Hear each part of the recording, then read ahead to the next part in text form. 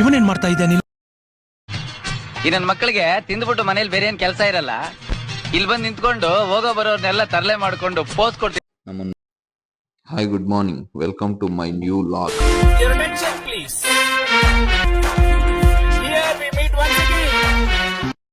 Welcome ಎಲ್ಲರಿಗೂ. ಎದ್ದಿದ ತಕ್ಷಣ ದೇವ್ರ ಫೋಟೋ ನೋಡ್ಬಿಟ್ಟು ಟೈಮ್ ನೋಡ್ತೀನಿ, 10:30 ಆಗೋಗ್ಬಿಟ್ಟಿತ್ತು. ತುಂಬಾ ಲೇಟ್ ಆಗೈತೆ ಅಂತೇಳಿ ಅಲ್ಲೇ ತೋಟದಲ್ಲೇ ಪುಷಪ್ಸ್ಗಳು ಹೊಡೆದ್ಬಿಟ್ಟು ಸ್ವಲ್ಪ ಬಾಡಿ ಫ್ರೀ ಮಾಡ್ಕೊಂಡು ದಿನನಿತ್ಯ ಕೆಲಸ ಶುರು ಮಾಡೋಣ ಅಂತ ನೋಡಿದೆ. ಹಾಲು ಕರೆದಿದ್ದಾನಂತ ಮಾಲೆ ಬೆಕ್ಕುಗೆ ಎಲ್ಲ ಕರೆದಿ ಎಲ್ಲ ಕೆಲಸ ಮುಗಿಸಿದ, ಹಾಲು ಎತ್ಕೊಂಡು ಸೀದಾ ಮನೆಗೆ ಹೊರಟೆ. ಹಾಲು ತಗೊಂಡು ಮನೆಗೆ ಬಂದ್ಬಿಟ್ಟು ನೆನೆ ಹಾಕಿದ ಕಾಳುಗಳನ್ನೆಲ್ಲ ಕ್ಲೀನ್ ಮಾಡ್ಕೊಂಡ್ಬಿಟ್ಟು ಅದನ್ನ ಸ್ವಲ್ಪ ಜಿಮ್ಗೆ ಫ್ರೈ ಮಾಡ್ಕೊಂಡು ಎತ್ಕೊಂಡು ಜಿಮ್ಗೆ ಹೊರಟೆ. ಹೋಗೋಕ್ಕೂ ಮುಂಚೆ ಮನೇಲಿ ಇದ್ದಿದ್ದು ಸ್ವಿಚ್ಗಳೆಲ್ಲ ಆನ್ ಆಗಿದ್ದು ಆಫ್ ಮಾಡ್ಬಿಟ್ಟು ನಮ್ಮ ದೇವ್ರ ಕೈ ಮುಗಿದ್ಬಿಟ್ಟು ಟಕ್ ಅಂತ ಅಲ್ಲಿಂದ ಗಾಡಿ ಸ್ಟಾರ್ಟ್ ಮಾಡ್ಕೊಂಡು ಸೀದಾ ಒಂದೇ ಗೇರಲ್ಲಿ ಸ್ಪೀಡ್ ಆಗಿ ಬಸ್ ಸ್ಟಾಪ್ಗೆ ಬಂದ್ಬಿಟ್ಟು ಹಣ್ಣಿನ ಅಂಗಡಿಲಿ 1 kg ಬಾಳೆಹಣ್ಣು ತಗೊಂಡು ಟಕ್ ಅಂತ ಜಿಮ್ ಹತ್ರ ಹೋಗಿದೆ. ವರುಣ್ ಆಗ್ಲೇ ವರ್ಕೌಟ್ ಮಾಡ್ತಾ ಇದ್ದ. ರಿಚಿ ಹೋಗಿ ಲಾಕೌಟ್ ಮಾಡ್ಕೊಂಡು ಟಕ್ ಅಂತ ಅದಾಲೆ ವರ್ಕೌಟ್ ಮುಗ್ದಿತ್ತು. ನಾಳೆ ಪ್ರೋಟೀನ್ ತಗೊಂತಿದ್ದ. ಅದಾದ್ಮೇಲೆ ನನಗೆ ಏನೇನು ವರ್ಕೌಟ್ ಮಾಡಬೇಕು ಅಂತ ಎಲ್ಲ ಹೇಳ್ಕೊಟ್ಬಿಟ್ಟು ಅವನು ಒಂಚೂರು ಹೊರಗಡೆ ಕೆಲಸ ಇತ್ತು ಅಂತ ಹೇಳ್ಬಿಟ್ಟು ಅವನು ಹೊರಟ. ನಾನು ವರ್ಕೌಟ್ ಮಾಡೋಕ್ಕೆ ಅಂತ ಶುರು ಮಾಡಿದೆ. ಇವತ್ತಿನ ವರ್ಕೌಟ್ ಬಂದ್ಬಿಟ್ಟು ಬ್ಯಾಕ್ ಲ್ಯಾಟ್ಸ್ ವರ್ಕೌಟ್ ಮಾಡ್ಬಿಟ್ಟು ಅವ್ನು ಏನೇನು ಸೆಟ್ ಹೇಳಿದ ಅದನ್ನೆಲ್ಲ ವರ್ಕೌಟ್ಗಳು ಟಕ್ ಟಕ್ ಅಂತ ಮುಗಿಸ್ಬಿಟ್ಟು ಫುಲ್ಲು ನಾನು ರೆಡಿ ಆಗ್ಬಿಟ್ಟು ಇವತ್ತೊಂದು ಹೊರಗಡೆ ಔಟಿಂಗ್ ಲೊಕೇಶನ್ ಕರ್ಕೊಂಡು ಹೋಗೋಣ ಅಂತ ಪ್ಲಾನ್ ಮಾಡಿದ್ದೀನಿ. ಬನ್ನಿ. ಅಲ್ಲಿಂದ ಹೊರಡ್ತಿದ್ದಂಗೆ ಮನೆಗೆ ಹೋಗ್ಬಿಟ್ಟು ತಿಂಡಿ ಮಾಡ್ಕೊಂಡು ಸೀದಾ ನಾನು ಕಾರ್ ಎತ್ಕೊಂಡು ಹೋಗೋಣ ಅಂತೇಳಿ ಬಂದೆ. ನಮ್ಮ ದೇವ್ರ ಗೋಪುರದ ಹತ್ರ ಒಳ್ಳೆ ಮೋಡ ಕ್ಲೌಡಿಂಗ್ ಚೆನ್ನಾಗಿತ್ತು ಅಂತೇಳಿ 1-2 ವಿಡಿಯೋ ಕ್ಯಾಪ್ಚರ್ ಮಾಡ್ಕೊಂಡು ಅಲ್ಲಿ ನಿಂತಿದ್ದೆ ನಮ್ಮ ಕಾರು. ಸಿಯಾಜ್ ಎತ್ಕೊಂಡು ಹೊರಟೆ.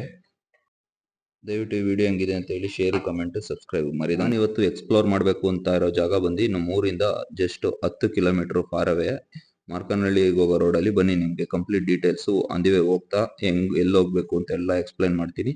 ಯಡಿಯೂರಿಗೆ ಬಂದರೆ ದಯವಿಟ್ಟು ಇದೊಂದು ಲೊಕೇಶನ್ನ ಮಿಸ್ ಮಾಡ್ದಂಗೆ ನೋಡ್ಕೊಂಡು ಹೋಗಿ. ಒಳ್ಳೆ ಗ್ರೀನ್ರಿ ಮತ್ತು ಒಳ್ಳೆ ಪೀಕ್ ಇರೋ ಪ್ಲೇಸು ಇದು. ನಮ್ಮೂರು ಬಸ್ ಸ್ಟಾಪ್ ಬ್ರಿಡ್ಜ್ ಕೆಳಗಿಂದ ಬೆಂಗಳೂರು ಕಡೆ ಹೋಗೋ ಹೈವೇಲಿ.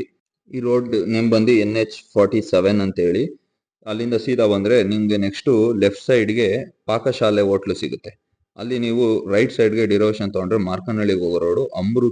ಅಮೃತೂರ್ಗೆ ಹೋಗೋ ರೋಡಲ್ಲಿ ಮಾರ್ಕನಹಳ್ಳಿ ಆ್ಯಕ್ಚುಲಿ ಎಲ್ಲರಿಗೂ ಗೊತ್ತಿರುತ್ತೆ. ಮಾರ್ಕನಹಳ್ಳಿ ಡ್ಯಾಮು ಬಂದು ವಿಸಿಟ್ ಮಾಡಿರುತ್ತೆ. ಅದ್ರ ಹತ್ರ ಇರೋ ಲೊಕೇಶನ್ನು ಹೇಮಾವತಿಲಿ ರೈಟ್ ಸೈಡ್ಗೆ ಟರ್ನ್ ತೊಗೊಂಡು ಸೀದಾ ಅಲ್ಲಿಂದ ಜಸ್ಟ್ ಅರೌಂಡ್ ಒಂದು 3 ಕಿಲೋಮೀಟರ್ ಫಾರ್ವರ್ಡ್ ಆಗಿ ಬಂದರೆ ಆನ್ ದಿ ವೇಲಿ ನಮ್ಮದು ನಾನು ವರ್ಕ್ ಮಾಡೋ ಪ್ಲೇಸು HPCL ಪೈಪ್ಲೈನ್ ಗ್ಯಾಸ್ದು ಮತ್ತು ಬಾಟ್ಲಿಂಗ್ ಪ್ಲಾಂಟ್ ಇದೆ. ಅದನ್ನು ಮುಂದೆ ಅಲ್ಲಿಂದ ಪಾಸ್ ಆಗಿ ಮುಂದೆ ಹಂಗೆ ಸ್ಟ್ರೈಟ್ ಹೋಗಬೇಕು. ಅಲ್ಲಿಂದ ಹೋಗ್ತಾ ನೆಕ್ಸ್ಟ್ ರೋಡು ಗೈಡ್ ಮಾಡ್ತೀನಿ. ಮರಿದಂಗೆ ಈ ಲೊಕೇಶನ್ ವಿಸಿಟ್ ಮಾಡಿ ಒಂದ್ಸರಿ ನೋಡಿ ಹೇಳಿ ಹೆಂಗಿದೆ ಅಂತ. ಇದು ಮಾರ್ಕನಹಳ್ಳಿಗೆ ಹೋಗೋ ರೋಡು. ಅಲ್ಲಿಂದ ಸ್ಲೈಟ್ ಲೆಫ್ಟ್ ಇರಬೇಕು. ಅದಾದ್ಮೇಲೆ ಅಲ್ಲಿಂದ ಸ್ಟ್ರೈಟ್ ಹಂಗೆ ಬಂದರೆ ನಿಮ್ಗೊಂದು ದೊಡ್ಡ ಟರ್ನ್ ಸಿಗುತ್ತೆ C ಶೇಪಲ್ಲಿ. ಅಲ್ಲಿಗೆ ಬಂತಂದ್ರೆ ನಿಮ್ಗೊಂದು ಸ್ವಲ್ಪ ದೂರ ಒಂದು 500 ಮೀಟರ್ಸ್ ರೈಟ್ಗೆ ಒಂದು ಆರೆಂಜ್ ಕಲರ್ ಕಾಂಪೌಂಡ್ ಸಿಗುತ್ತೆ. ಆ ಕಾಂಪೌಂಡಿಂದ ಒಳಗೆ ಹೋದ್ರೆ ನೆತ್ಕೊಂಡ್ರಿ ಬೆಟ್ಟದ ಮೇಲಕ್ಕೆ ಹೋಗೋಕ್ಕಾಗೋದು. ಮೇಲ್ ಬರ್ತಿದೆ ನಿಮ್ಗೆ ಶ್ರೀನಿವಾಸ ಸ್ವಾಮಿ ದೇವಸ್ಥಾನ ಸಿಗುತ್ತೆ.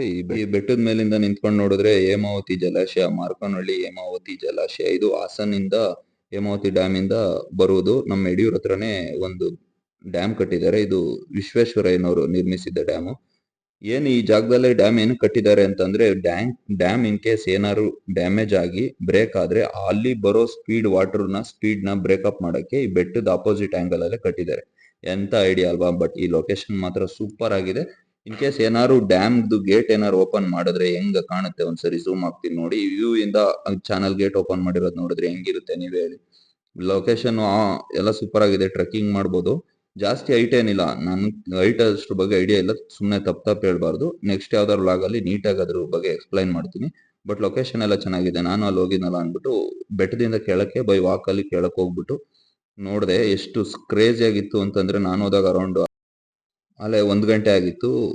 ಬಿಸಿಲು ಇಲ್ಲ, ಆ ಕಡೆ ಮಳೆ ಮೋಡನೂ ಇಲ್ಲ. ನನಗೆ ಕ್ಯಾಪ್ಚರಿಂಗ್ಗೆ ಮತ್ತೆ ಎಲ್ಲ ಇದ್ ಮಾಡೋದಕ್ಕೆ ಒಳ್ಳೆ ಚೆನ್ನಾಗಿತ್ತು. ನಾನು ಹೋಗ್ಬೇಕಾದ್ರೆ ಒಂದು ನವಿಲ್ ಬೇರೆ ಇತ್ತು, ಗಾಬರಿ ಗೆದ್ದಿ ಹೊಂಟೋಯ್ತು. ಅವ್ನು ಡಿಸ್ಟರ್ಬ್ ಮಾಡ್ದಂಗೆ ಆಗುತ್ತೆ. ಫಸ್ಟ್ ಆಫ್ ಆಲ್ ನಾವು ಈ ಫಾರೆಸ್ಟ್ ಹೋಗೋದು, ಅವುಗಳ ಪೀಸ್ನೆಸ್ನೆಲ್ಲ ಹಾಳು ಮಾಡೋದು, ಇವೆಲ್ಲ ನಮ್ ಕ್ರೇಜ್ಗೋಸ್ಕರ ಅವಕ್ಕೆ ತೊಂದರೆ ಕೊಟ್ಟಂಗಾಗುತ್ತೆ. ಬಟ್ ಏನು ಮಾಡಕ್ಕಾಗಲ್ಲ. ಹಂಗೆ ನೋಡ್ತಾ ಇಲ್ಲ ಒಬ್ಬ ಮನುಷ್ಯ ಜವಳಿ ಎತ್ಕೊಂಡು ಮೇಕೆ. ನಾನು ಒಂದು ಸೆಲ್ಫಿ ರೋಲ್ ಮಾಡ್ಕೊಂಡು ಇವನೇನ್ ಮಾಡ್ತಾ ಇದ್ದಾನೆ?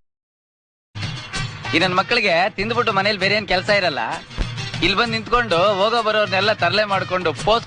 ನಮ್ಮನ್ನ ನೋಡಿದಾಗ ಜನಗಳೆಲ್ಲ ಹಿಂಗೆ ಬೈಕತ್ತಾರೆ ಅಂತ ಅನ್ಕೊಂಡಿದೀನಿ. ಅಲ್ಲಿಂದ ಅಲ್ಲೇ ಟೈಮ್ ಆಯ್ತು ಅಂತ ಹೇಳಿ ಆ ಲೊಕೇಶನ್ ಅಲ್ಲಿ ಎಕ್ಸ್ಪ್ಲೋರ್ ಮಾಡ್ಕೊಂಡು ಟಕ್ಕಂತ ವಾಪಸ್ ನಾನು ಕಾರ್ ತಗೊಂಡು ಅಲ್ಲಿಂದ ಹೊರಟೆ. ನಾನು ಅಲ್ಲಿಂದ ಹೊರಟಾಗ್ಲೇ 2:30 ಆಗಿತ್ತು. ನಾನು ಸೆಕೆಂಡ್ ಶಿಫ್ಟ್ ಡ್ಯೂಟಿಗೆ ಬೇರೆ ಹೋಗ್ಬೇಕಿತ್ತು. ಇಲ್ಲೇ ನಮ್ಮ ಕಾರ್ ಶೆಡ್ ಇತ್ತು. ಕಾರ್ನ ಅಲ್ಲೇ ಪಾರ್ಕ್ ಮಾಡ್ಬಿಡೋಣ ಅಂತೇಳಿ ಕಾರ್ ಶೆಡ್ ಒಳಗೆ ಪಾರ್ಕ್ ಮಾಡ್ಬಿಟ್ಟು ಡ್ಯೂಟಿಗೆ ಟೈಮ್ ಆಗುತ್ತೆ ಅಂತೇಳಿ ಮನೆಗೆ ಹೋಗಿ ಫ್ರೆಶ್ ಅಪ್ ಆಗ್ಬಿಟ್ಟು ಹೊರಡೋದು ಲೇಟ್ ಆಗುತ್ತೆ ಅಂತೇಳಿ ಟಕ್ ಟಕ್ ಅಂತ ಬೇಗ ಎಲ್ಲಾನು ಕ್ಲೋಸ್ ಮಾಡ್ಕೊಂಡು ಹೊರಟೆ ನಾನು ಮನೆ. ಆಮೇಲೆ ಡ್ಯೂಟಿಗೆ ಬಂದ್ರೆ ಸಂಜೆ ಫ್ರೀ ಆಗಿದ್ನಲ್ಲ ಅಂತೇಳಿ ನಮ್ ರಾಕಿ ಜೊತೆ ಒಂದ್ ಸ್ವಲ್ಪ ಹೊತ್ತು ಟೈಮ್ ಸ್ಪೆಂಡ್ ಮಾಡಿ ಆಟ ಆಡ್ಕೊಂಡು, ಓಲ್ ಡೇ ಬೋರ್ ಆಗಿದ್ರು ನಮ್ ರಾಕಿ ಜೊತೆ 1 hour ಅವನ ಜೊತೆ ಆಟ ಆಡ್ಬಿಟ್ರೆ ಫುಲ್ ಬಾಡಿನೂ ಫ್ರೀ ಆಗುತ್ತೆ, ಅವನಿಗೂ ಫ್ರೀ ಆಗುತ್ತೆ. ಅವನೊಂಥರ ಕ್ರೇಜಿ ಮನುಷ್ಯ, ಅವನ ಜೊತೆ ಇದ್ರೆ ನಮ್ಗೆ ಟೈಮ್ ಪಾಸ್ ಆಗೋದೇ ಗೊತ್ತಾಗಲ್ಲ. ಇವ್ನು ನನ್ನ ಲವ್ಲಿ ಪೆಟ್ಟು. ಇವತ್ತಿನ blog close. Moral of the story ಏನು ಅಂತಂದ್ರೆ, ನಾವು ಎಷ್ಟೇ ದುಡಿದ್ರು ಏನೇ ಸಂಪಾದನೆ ಮಾಡಿದ್ರು ಆ ದುಡ್ಡಂತೂ ನಮ್ಮ ಹತ್ರ ಉಳಿಯಲ್ಲ, ಖರ್ಚಾಗುತ್ತೆ. ಈ ಕ್ಷಣಗಳು ಮಾತ್ರ ನಮ್ಮ ನೆನಪಲ್ಲಿ ಉಳಿಯೋದು. So spend the time.